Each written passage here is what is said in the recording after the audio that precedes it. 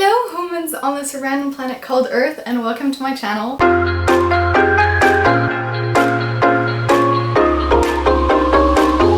My name is Zelda and I mainly make fashion videos, but since I graduated from IB recently, I decided that I wanted to give back to the community that helped me so much throughout IB, so I will be releasing a few IB related videos in the next months. I presume you guys have all read the title, so you will know that this video is about how to score an A on your English EE. In particular, this video was actually inspired by the aspect that when I was doing my own EE, I could only find one single video explaining anything about the English EE. Therefore, for today's video, I thought I would talk about each of the marking categories on the English EE and sort of break down how I think I scored an A, and also just give you guys some general advice, and I hope this video helps you. For my own essay, I did a category 2 English A literature essay, and my title was a comparison of literary foreshadowing techniques and the impacts on the reader. And my research question itself was, how did Gabriel Garcia Marquez and William Shakespeare employ foreshadowing techniques in Chronicle of Death Foretold and Romeo and Juliet, and what effect do these have on the reader? But let's just get started, because I know you guys are all crammed for time. Before we break down all of the individual marking categories, I just wanted to give you guys a few pieces of general advice for choosing your topic. So firstly, I know this is super obvious, but understand where each of your points lies. Understand the marking categories. We will be getting into that later. But one of the failures that my teacher pointed out is that a lot of students don't understand the marking criteria and where the points actually lie, so they lose points in areas that they could have scored really well. My second point is to be unique. Now, the most common way that students do this is by simply choosing literary texts that aren't extremely common or extremely well researched. So that could be, for example, poems. That's one that a lot of students like to do, and that's good in the sense that it's relatively easy. But the second way that you can do it is by choosing a very unique question, and that is in fact the way that I went. The two texts that I actually analyzed are Chronicle of Death Foretold by Gabriel Garcia Marquez and Romeo and Juliet by William Shakespeare. So obviously these are two of the most well-researched pieces of literature on the planet. Hence, if I would have individually analyzed either of them, it wouldn't have been very phenomenal or special or unique in any way. However,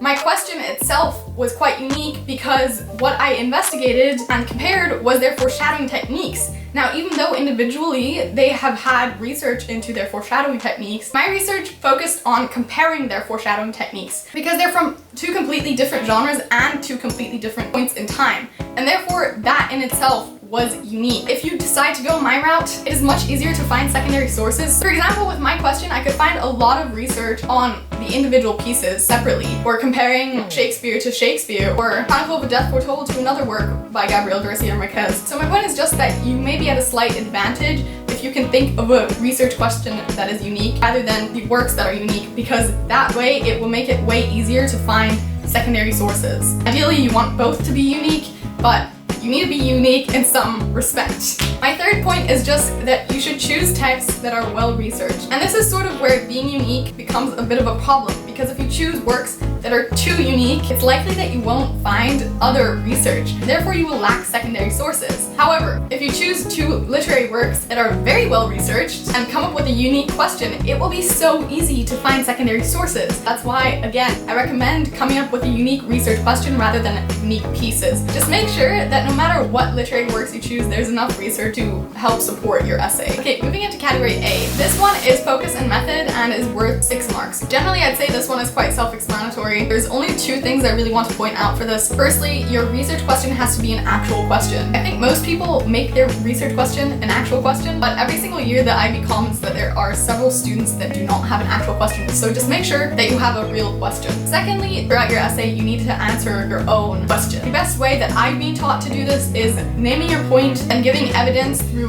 quotations and explaining the effect on the reader. Moving on to criteria B, knowledge and understanding. This one is worth 6 marks. I'm sorry, the first two I think are quite self-explanatory, so I don't have that many points for the first two marking criteria. But again, the main point here is actually give evidence. How do I explain this? So something that my English teacher constantly complained about is that students will often make a claim and then back it up with one piece of evidence, but in the same paragraph make a second claim that relates to the first claim and not back up that second claim with evidence, if that makes sense. For example, in my own essay, one of my points was both works foreshadow by establishing a sense of divine control in the reader. My evidence for that claim is then notably most characters have religious names, primarily Roman Catholic. Then I quote some names, which does in part back up my evidence. However, to make the claim claim that they are primarily Roman Catholic, I also need to back that up with evidence. And what a lot of students will do is only back up the first subclaim with evidence, if that makes sense, but not the second claim. So you really need to make sure that you have evidence for every single thing you say in your essay. I feel like this is very difficult to explain, but I hope that explanation made sense. Basically, you want your whole essay to be full of quotes. So you're really looking at having 3 or 4 quotes per paragraph. Just keep that in mind because that is really important. To demonstrate your knowledge, you're likely going to have to read your text multiple times. And this is quite important because if you only read your text once, you will often notice things that stand out. But particularly with the EE, you're going to have to read it multiple times. So honestly, don't choose a text that you really love because I know multiple people that did their analyses on some of their favorite books, and after doing their EE, they absolutely hated the book. The good thing about reading it again is just that you already know what will happen at the end, and so you can look back at it. In particular, because my essay was related to foreshadowing, that was super important. But the importance of that definitely depends on whatever work you choose. For this reason, I would also advise that you stick to books that are max like 250 to 300 words.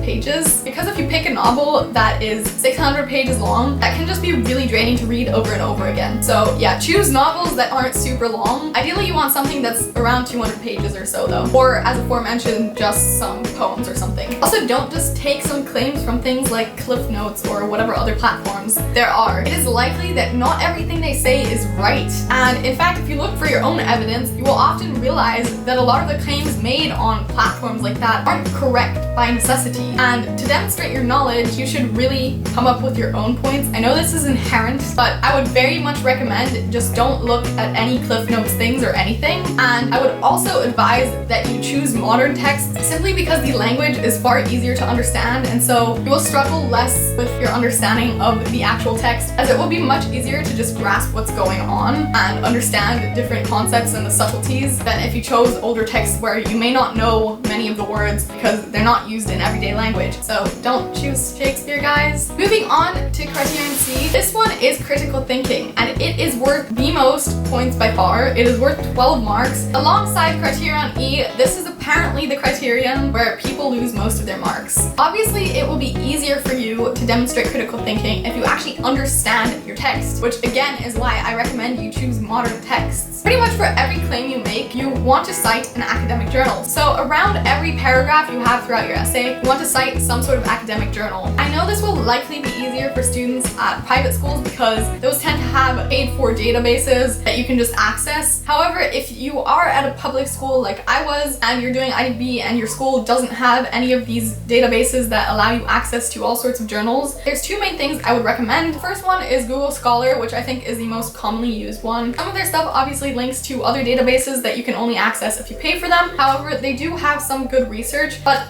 even better, I think, is JSTOR. You do have to sign up with your email, but you can read a lot of high quality research there, and it's free. Alternatively, what is even better is if you have a family member, for example, your brother or your sister, or a friend that currently attends college, what you can ask them is if you can have their login details, because a lot of the times universities will pay for all sorts of expensive, like really, really expensive databases, and they will likely have access to some seriously high quality research. So if you have that option, go and ask that, but if you're really desperate, stick with JSTOR and Google Scholar. But yeah, I would definitely recommend getting access to university level research if you have some way to get access for that. Those secondary sources you then want to use to make your own point. There's 2 techniques that you really want to use your citations for. The first one is to simply prove your own point and have someone else support your own point by basically saying something similar to yours. One of my points talked about natural imagery, for example, and basically I'll just read the section up until a certain point in the paragraph, right?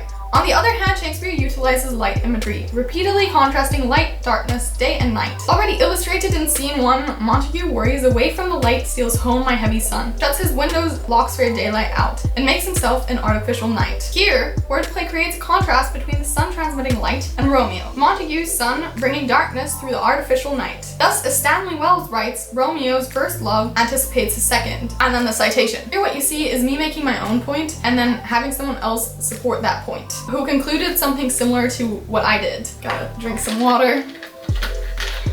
The second way, and likely the almost more important way to demonstrate critical thinking, is by taking a point that someone else made and disproving it, and explaining why you're right and they're wrong. And this is the one that people less frequently do, and often is the reason that they lose marks in critical thinking. So I would really advise that you do this, because this demonstrates more critical thinking than simply using someone else's research.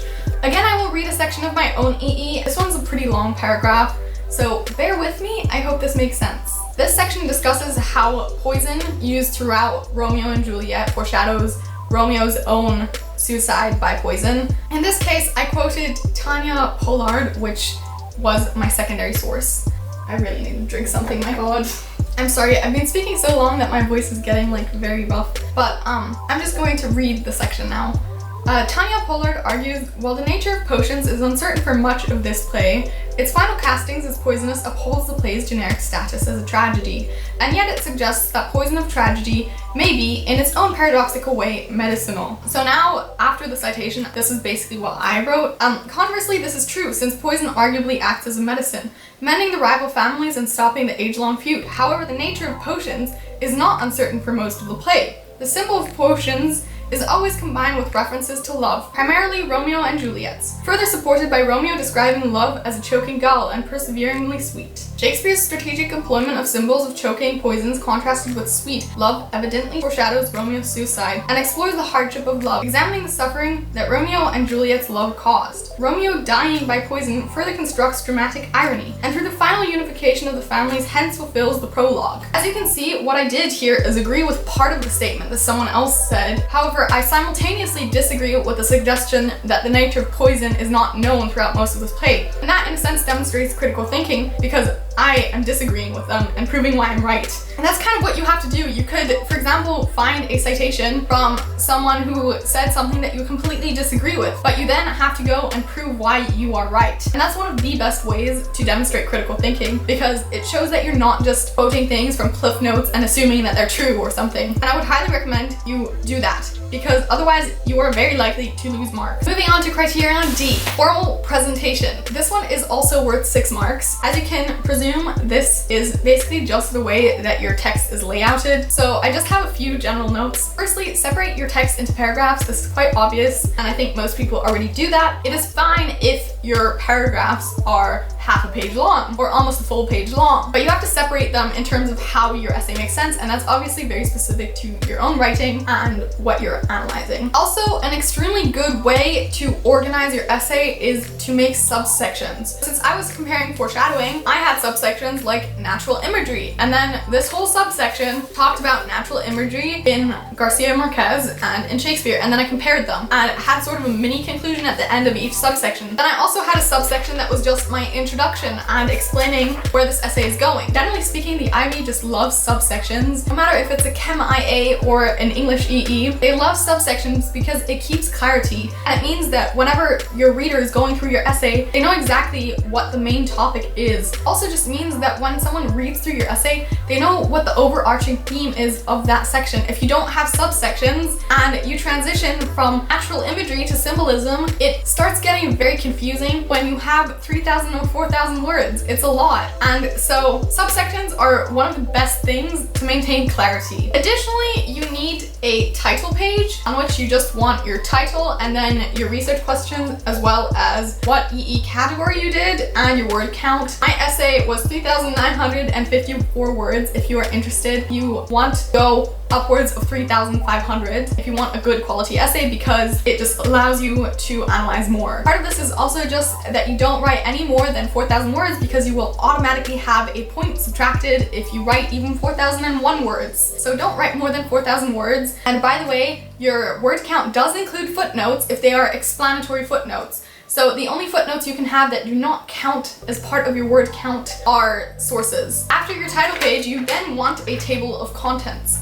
Now, the table of contents is again really good for clarity because as your examiner reads through your essay, it can always reference back to your table of contents. I would also highly recommend for yourself and for the examiner that you keep your research question in the header of every single page, because it means that as you write your own essay and as the reader reads through your essay, they can constantly refer back to your question without having to flip back to the very front of your essay. Moreover, you have to have your pages numbered, and also the convention in terms of your font is that you have Times New Roman size 12 double spaced, and I would just recommend you stick with that simply because it is convention, but technically you will just need a legible font. As mentioned, you can also reference your citations in your footnotes. I honestly have heard very differing opinions on whether this is a good idea or a bad idea, so I don't want to give you advice on that because I'm not sure what is better. I would therefore recommend that you just ask your own advisor. I personally did. You obviously also need a bibliography at the end, and convention again is MLA format. You can use other formats, though I would highly recommend you stick with MLA because it is simply the way to go. There are plenty of handbooks on the MLA and ways to cite that are explained on the internet. That is how I learned how to use MLA. Also, on some programs and computers, you will find inbuilt ways that will cite MLA format for you anyways. So check into that. If your computer has that, then you might want to use that because it will help you keep track. My method was probably not the most efficient way, but the way I did it was copy the link of my quotes and comment it on my own essay, and then when I got to my bibliography, I organized it all at once because it was just easier for me to organize it at once rather than continuously updating it. But if you have an inbuilt program, it is simply easier as it will constantly just update it for you. The last point for this marking category is just that you should be concise no matter what. I'm not gonna lie, this was the hardest part for me. I ended up writing 5,000 words and I ended up having to cut down 1,000 words, but I didn't delete a single paragraph in and of itself. I just cut word by word and went through line by line and cut words. It was horrible, honestly. But because of that, my honest advice to you is just to go through line by line and make sure that every line makes an important point and every word is useful in every single sentence. If you feel like when you read through your essay, you're getting lost in what the actual point was, then what you can do, which a friend of mine did, is cut out every single sentence and make sure that the placement of the sentence is correct in each paragraph. It is painstaking to do this, but it really helps clarify your entire essay, and pretty much everyone I know that scored an A ended up doing something like that. So just make sure that every single line is meaningful and that you don't repeat yourself throughout the essay. That is one of the big things that you really should not do. And also just the placement, as said, of the sentence within a paragraph is quite important. So before you submit your final draft, if you have time, really go through line by line and make sure everything is important. Okay, criterion E, engagement. Woo! This criterion is worth 6 marks and the one that most people just get annoyed by, but it's also the easiest. Now, the first thing you need to do is simply recognize that this criterion is worth 6 marks. And my teacher said the reason a lot of students get B's that could have gotten A's is that they don't put enough effort into their RPPF forms, I think they're called, which are just your reflection forms. And the problem is that those forms really make the difference between you getting an A and you getting a B. For example, if we look at the grade boundaries this year, to get an A, your lower mark band was 27 out of 34 points. That means the maximum number of points you could have lost is 7 marks. And the truth is you're probably not going to score full points on every other category. So to make sure you get an A, just invest the time into your reflection forms. They are annoying to do, I know, and they seem super useless, but just invest the time into them because it will really help you make the difference. For this, I would also advise that you simply go and read some reflection forms that scored full marks or very high marks,